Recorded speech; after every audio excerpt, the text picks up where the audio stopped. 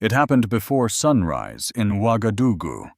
The air was heavy with harmattan dust, and the streets were quiet, except for the faint sound of traders preparing for another uncertain day.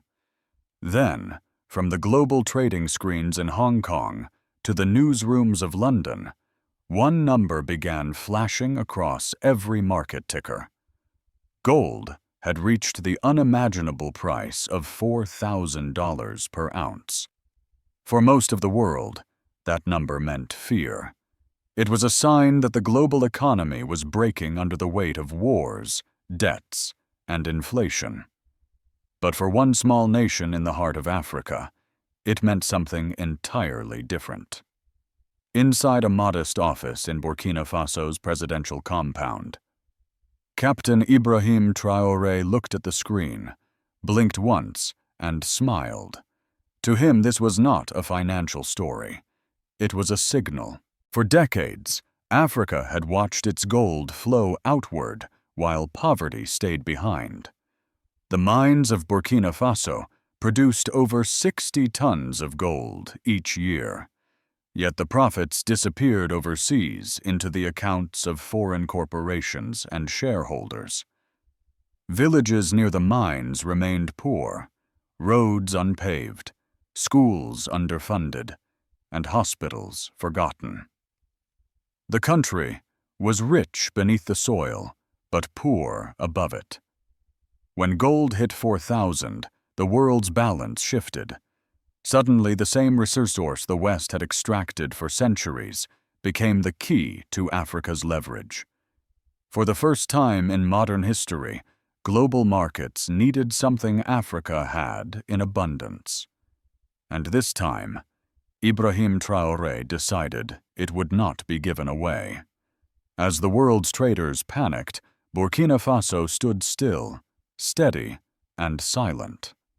The price of gold was no longer just a number. It was a message. The old system was trembling, and in the heart of the Sahel, a new one was beginning to rise. What did Traoré see in that golden surge that made him smile while the rest of the world was afraid? Long before that Wednesday morning when gold reached $4,000, the story had already begun. For decades, Africa's gold was not truly African.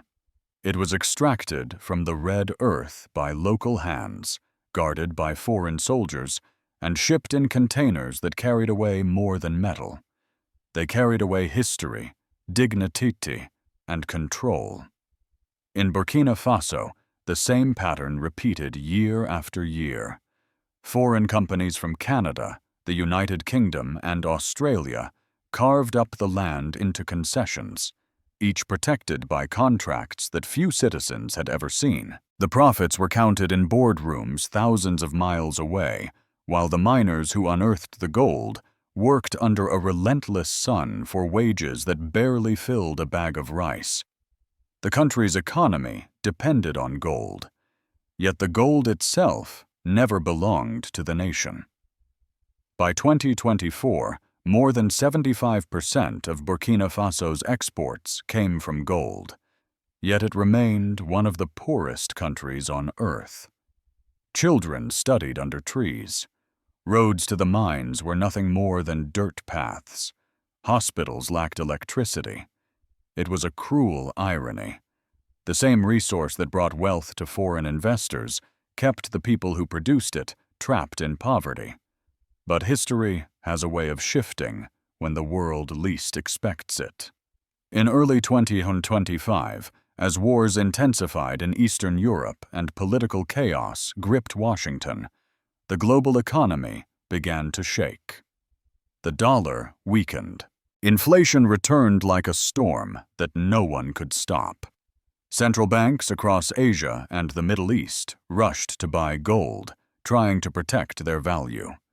The price climbed to $2,500, then $3,000, then $3,500. Each surge was another crack in the wall of the old system. When it finally reached 4,000, the cracks turned into collapse. Gold was no longer just a hedge against inflation.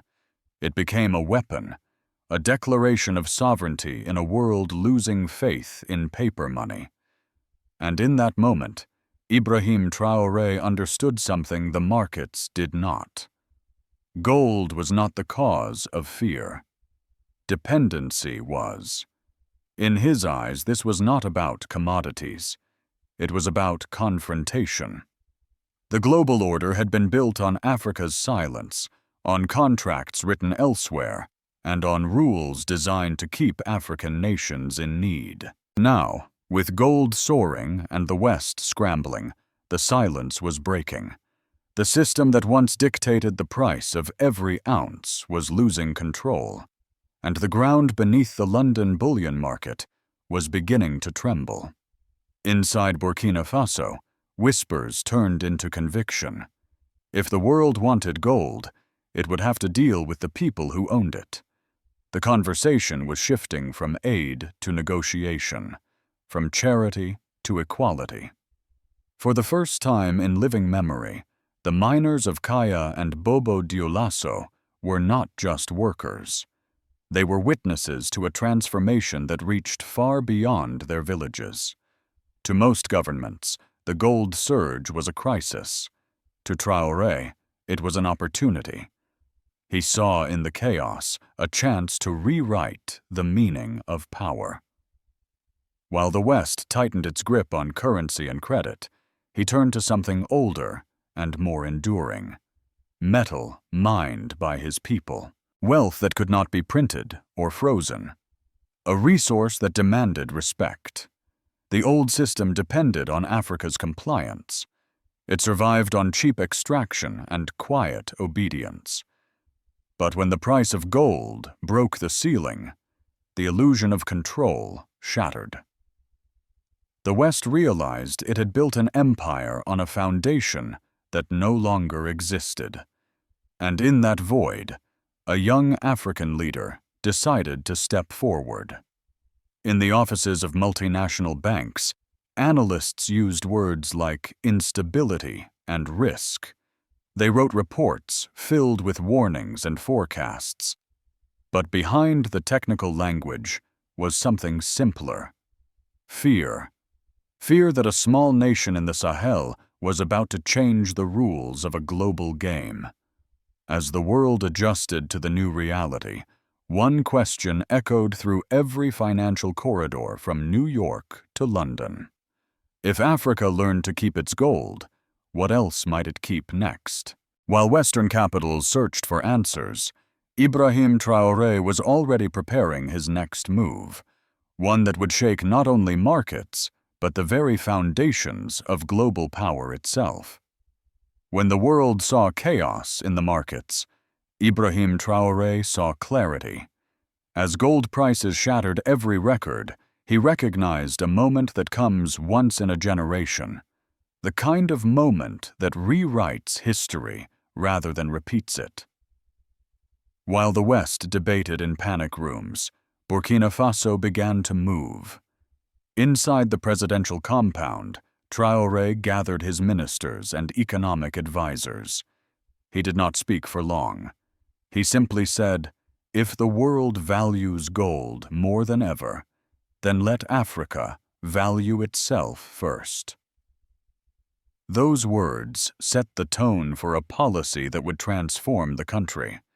The first step was rewriting the mining code. For decades, Burkina Faso's laws had favored foreign companies that owned the land, the machinery, and the profits. The state's share in most mines was 10% at best. Within weeks, Traoré signed a decree raising that share to 15%, tax-free and non-negotiable. In addition, the government gained the right to purchase up to 30% of any strategic mine. It was not an offer. It was the new law of the land. Then came the nationalizations. 5 major mining sites, once controlled by Western conglomerates, were quietly transferred to a new state company known as SOAPB. The announcement came without ceremony, yet its impact was seismic. The Western press called it economic vandalism. In Burkina Faso's villages, it was called justice.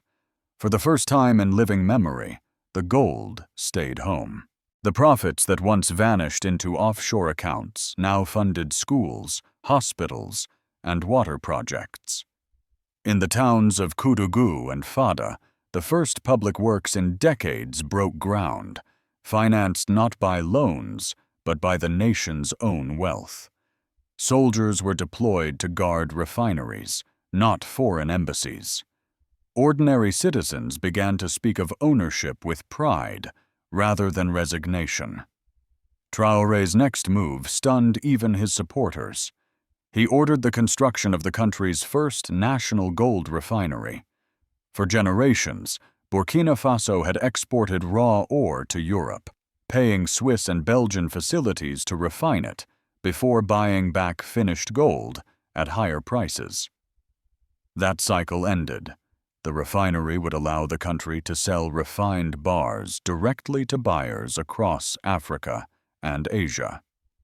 For the first time, Burkina Faso would trade not in stones, but in standards. When Traoré announced the plan on national radio, his message was direct. "We will not be beggars of our own wealth," he said. "We will be the guardians of our gold." His speech echoed through marketplaces and schools. Posters of the young captain appeared beside images of the Burkinabe flag. To the people, he was not a politician. He was a promise that the old order could be broken. Economists abroad were stunned. Within 2 years, state revenue from mining tripled. Smuggling fell as artisanal miners were organized into cooperatives. For the first time, miners in Kaya and Houndé knew exactly where their gold was going. It was staying within their borders, building their future. In the halls of power far from Ouagadougou, panic replaced disbelief. Multinational corporations scrambled to protect their assets. The World Bank delayed funding. The International Monetary Fund downgraded projections.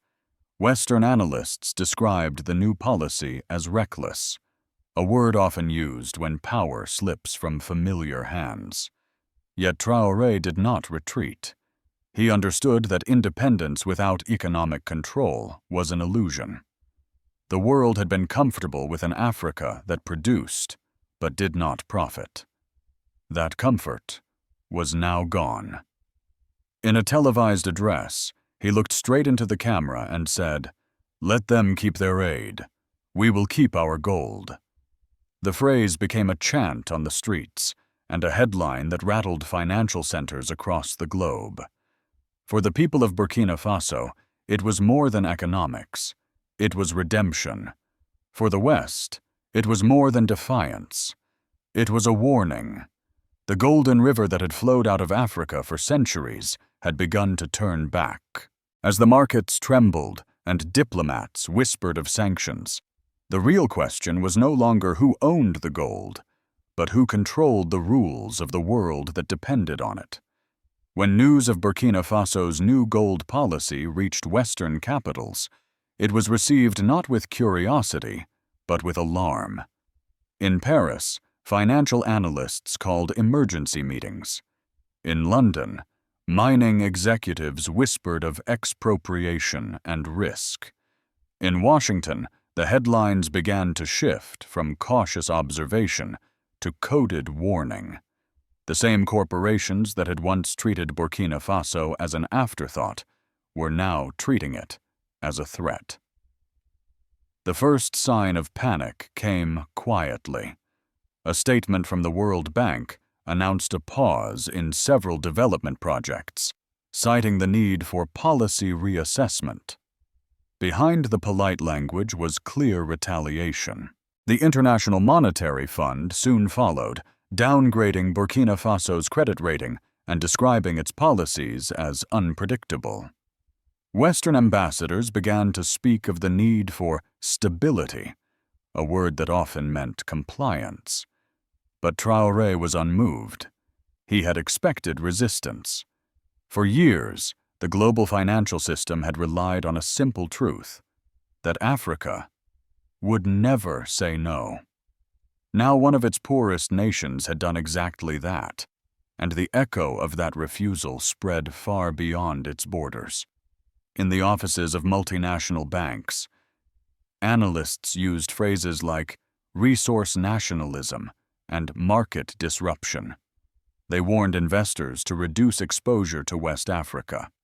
Gold prices fluctuated. Traders speculated that Burkina Faso's move might trigger a wave of copycats across the continent. Mali and Niger began quietly reviewing their mining contracts. What had started as a local reform was becoming a continental rebellion. The Western press tried to contain the narrative. Articles described Traoré as a populist and a military strongman. Television segments showed images of soldiers guarding gold refineries, framing them as symbols of fear rather than sovereignty. Yet for every critical headline abroad, 1,000 voices rose across Africa in support.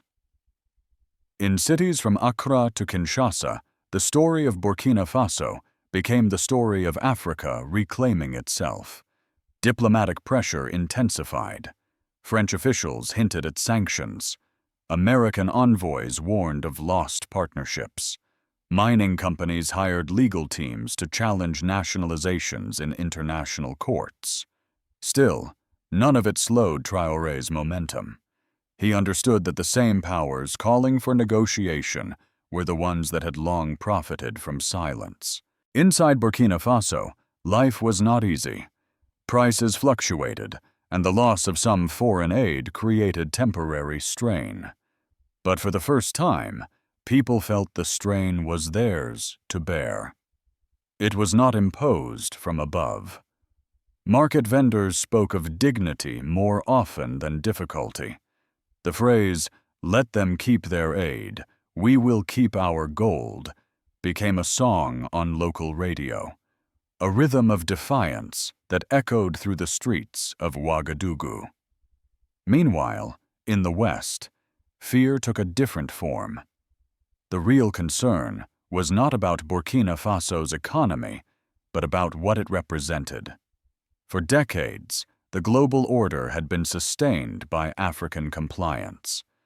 If one nation could step outside that system and survive, others might follow. The idea that sovereignty could succeed without Western oversight was the true threat. Inside think tanks in Washington and Brussels, policy papers began circulating under discreet titles like Managing the African Realignment. They warned of a contagion effect if African nations continued to nationalize resources. Analysts spoke of the need to reassert influence, to restore confidence. But the truth was simpler and more unsettling. The old methods were no longer working. In Ouagadougou, Traoré gave another speech. He looked directly into the camera and said, "We are not against the world. We are against exploitation. We do not reject cooperation. We reject control." His words carried the calm certainty of a man who understood that true power is not the absence of opposition, but the refusal to submit to it. That night, as Western media debated the future of Africa's gold, lights glowed across Burkina Faso's new refinery site. Workers continued their shifts. Soldiers stood guard, not as conquerors, but as protectors.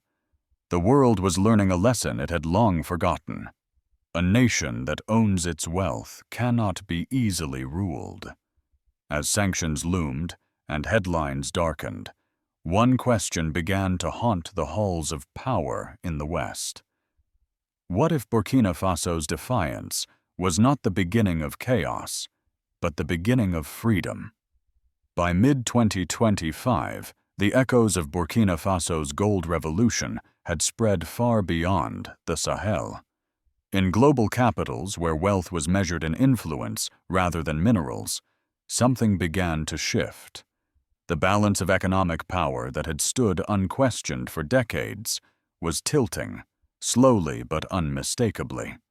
In Moscow and Beijing, officials watched with quiet satisfaction. For years, they had warned that Western dominance in Africa was built on fragile ground. Now the evidence gleamed in gold bars, stamped with Burkina Faso's seal. Russian and Chinese banks opened new accounts for direct gold trade, bypassing London's bullion markets entirely. The West called it economic defiance. Others called it independence. In the Middle East, Gulf investors took note. The United Arab Emirates began negotiating to purchase refined gold directly from the new Burkina Faso refinery.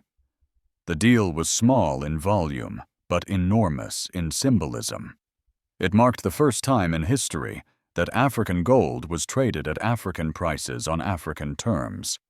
The transaction bypassed the traditional system in London and Zurich, where a handful of brokers once dictated value for the entire world. Across Africa, quiet conversations turned into open debate.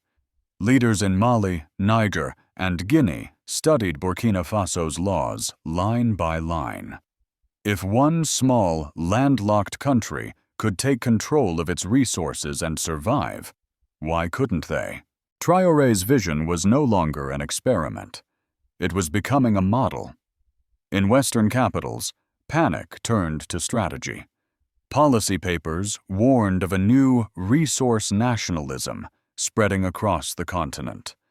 Officials framed it as a danger to global stability. But behind the language of concern was a simple fear, the fear of losing control. If Africa no longer relied on Western finance, what leverage would remain? Meanwhile, the symbolism of Burkina Faso's defiance rippled through every discussion of global trade. It was no longer about gold alone. It was about who defines value and who decides the price of freedom. For the first time in modern memory, the market had to respond to Africa rather than dictate to it.